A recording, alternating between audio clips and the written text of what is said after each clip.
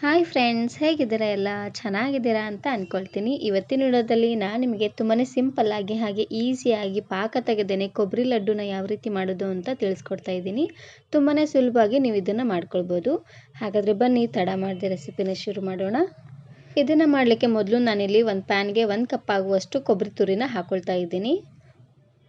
ನೀವು ಅಂಗಡಿಗಳಲ್ಲಿ ಸಿಗುತ್ತೆ ನೋಡಿ ಡೆಸಿಕೇಟೆಡ್ ಕೋಕೋನಟ್, ಅದನ್ನಾದರೂ ತೊಗೊಳ್ಬೋದು. ಇಲ್ಲಾಂದರೆ ಮನೆಯಲ್ಲೇ ಈ ರೀತಿಯಾಗಿ ಕೊಬ್ಬರಿ ಪುಡಿನ ಮಾಡ್ಕೊಳ್ಬೋದು. ಹಿಂದಿಲ್ ಕಪ್ಪು ಭಾಗನ ತೆಗೆದು ಈ ರೀತಿಯಾಗಿ ಬಿಳಿ ಭಾಗನ ಮಾತ್ರ ಗ್ರೈಂಡ್ ಮಾಡಿಕೊಂಡು ತಗೊಳ್ಳಿ. ಇದಕ್ಕೆ ನಾನಿವಾಗ 2 ಚಮಚ ಆಗುವಷ್ಟು ತುಪ್ಪನ ಹಾಕ್ಕೊಳ್ತಾ ಇದ್ದೀನಿ. ತುಪ್ಪನ ಹಾಕ್ಕೊಂಡು ಉರಿನ ಪೂರ್ತಿ ಲೋ ಫ್ಲೇಮ್ನಲ್ಲೇ ಇಟ್ಟು 1 ನಿಮಿಷವರೆಗೂ ಇದೇ ರೀತಿಯಾಗಿ ಕೈ ಆಡ್ತಾನೆ ಇರಬೇಕು. ಇಲ್ಲಾಂದರೆ ಬೇಗ ತಳ ಹಿಡಿದು ಬಿಡುತ್ತೆ ಕೊಬ್ಬರಿ ಎಲ್ಲ. ನೋಡಿ, ಕೊಬ್ಬರಿ ಪುಡಿ ಎಲ್ಲ ಈ ರೀತಿಯಾಗಿ ಚೆನ್ನಾಗಿ ತುಪ್ಪದಲ್ಲೇ ಹುರಿದಾದ್ಮೇಲೆ ಇದಕ್ಕೆ ನಾನೀಗ ಒಂದು 1/4 ಕಪ್ ಆಗುವಷ್ಟು ಹಾಲನ್ನು ಹಾಕ್ಕೊಳ್ತಾ ಇದ್ದೀನಿ. ಎಲ್ಲನೂ ಒಂದೇ ಕಪ್ಪಲ್ಲಿ ಅಳತೆ ಮಾಡಿ ತಗೊಳ್ಬೇಕು, ಅಂದ್ರೇ ಸ್ವೀಟ್ ಕರೆಕ್ಟಾಗಿ ಬರುತ್ತೆ. ನೋಡಿ, ಇವಾಗ ಹಾಲನ್ನು ಹಾಕಿದ ಮೇಲೆ ಇದೇ ರೀತಿಯಾಗಿ ಚೆನ್ನಾಗಿ ಮಿಕ್ಸ್ ಮಾಡ್ಕೊಳ್ತಾನೆ ಇದನ್ನು ಬೇಯಿಸ್ಕೊಳ್ಬೇಕು. ಕೊಬ್ಬರಿ ಪುಡಿ ಎಲ್ಲ ಹಾಲನ್ನು ಚೆನ್ನಾಗಿ ಹೀರ್ಕೋಬೇಕು ನೋಡಿ, ಅಲ್ಲಿವರೆಗೂ ಇದನ್ನು ಇದೇ ರೀತಿಯಾಗಿ ಮಿಕ್ಸ್ ಮಾಡ್ಕೊಳ್ತಾನೆ ಇದನ್ನು ಬೇಯಿಸ್ಕೊಳ್ಳಿ. ಇದು ಪೂರ್ತಿಯಾಗಿ ಡ್ರೈ ಆಗಬೇಕು ನೋಡಿ, ಅಲ್ಲಿವರೆಗೂ ಇದನ್ನು ಚೆನ್ನಾಗಿ ರೀತಿಯಾಗಿ ಮಿಕ್ಸ್ ಮಾಡ್ಕೊಳ್ತಾನೆ ಬೇಯಿಸ್ಕೊಳ್ಬೇಕು.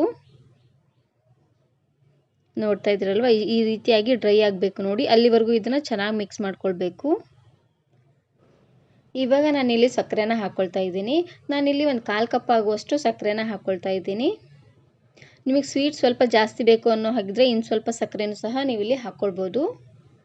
ನೋಡಿ, ಸಕ್ಕರೆನ ಹಾಕಿದ ಮೇಲೆ ಇದೇ ರೀತಿಯಾಗಿ ಮಿಕ್ಸ್ ಮಾಡ್ಕೊಳ್ತಾನೆ ಇದನ್ನು ಬೇಯಿಸ್ಕೊಳ್ಬೇಕು. ಸಕ್ಕರೆನ ಹಾಕಿದ ಮೇಲೆ ಒಂದು 3 ರಿಂದ 4 ನಿಮಿಷವರೆಗೂ ಇದೇ ರೀತಿಯಾಗಿ ಮಿಕ್ಸ್ ಮಾಡ್ಕೊಳ್ಳಿ. ಸಕ್ಕರೆ ಎಲ್ಲ ಚೆನ್ನಾಗಿ ಕರಗಬೇಕು ನೋಡಿ.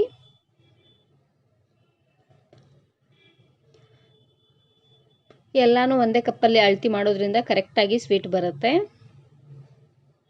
ನೋಡ್ತಾ ಇದ್ದೀರಲ್ವ, ಈ ರೀತಿಯಾಗಿ ಸಕ್ಕರೆ ಎಲ್ಲ ಕರಗಿ ಚೆನ್ನಾಗಿ ಉಂಡೆ ಥರ ಆಗಬೇಕು ನೋಡಿ, ಅಲ್ಲಿವರೆಗೂ ಇದನ್ನು ಚೆನ್ನಾಗಿ ಈ ರೀತಿಯಾಗಿ ಮಿಕ್ಸ್ ಮಾಡ್ಕೊಳ್ತಾನೆ ಇದನ್ನು ಬೇಯಿಸ್ಕೊಳ್ಬೇಕು.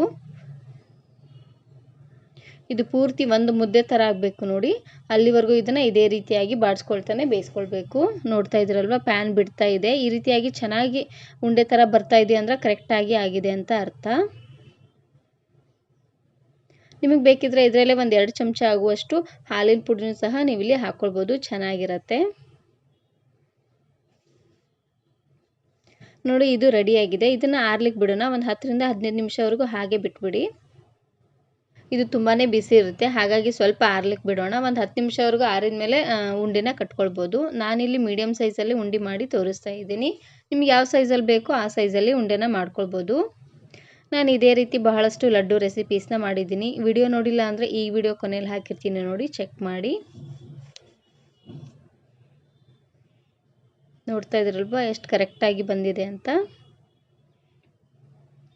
ಮೆಜರ್ಮೆಂಟ್ ಅನ್ನೋದು ತುಂಬಾ ಇಂಪಾರ್ಟೆಂಟ್ ಆಗುತ್ತೆ, ಹಾಗಾಗಿ ಎಲ್ಲನೂ ಕರೆಕ್ಟಾಗಿ ಅಳತೆ ಮಾಡಿ ಹಾಕ್ಕೊಳ್ಬೇಕು.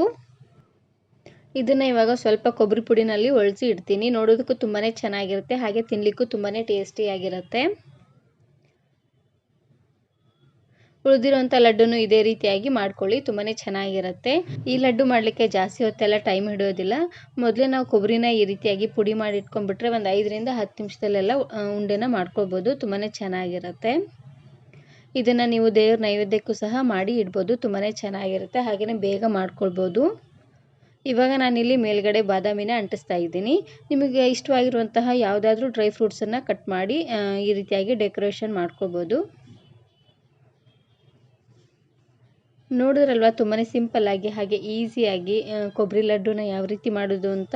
ವಿಡಿಯೋ ಇಷ್ಟ ಆದರೆ ಈಗಲೇ ಒಂದು ಲೈಕ್ ಬಟನನ್ನು ಕ್ಲಿಕ್ ಮಾಡಿ, ಫ್ರೆಂಡ್ಸ್ ಆ್ಯಂಡ್ ಫ್ಯಾಮಿಲಿ ಜೊತೆಗೆ ಶೇರ್ ಮಾಡಿ. ಹಾಗೆಯೇ ಮತ್ತಷ್ಟು ಹೊಸ ರೆಸಿಪಿಗಾಗಿ ವರ್ಣಿಕಾ ಅಡುಗೆ ಮನೆ ಚಾನಲನ್ನು ಸಬ್ಸ್ಕ್ರೈಬ್ ಮಾಡ್ಕೊಳ್ಳಿ.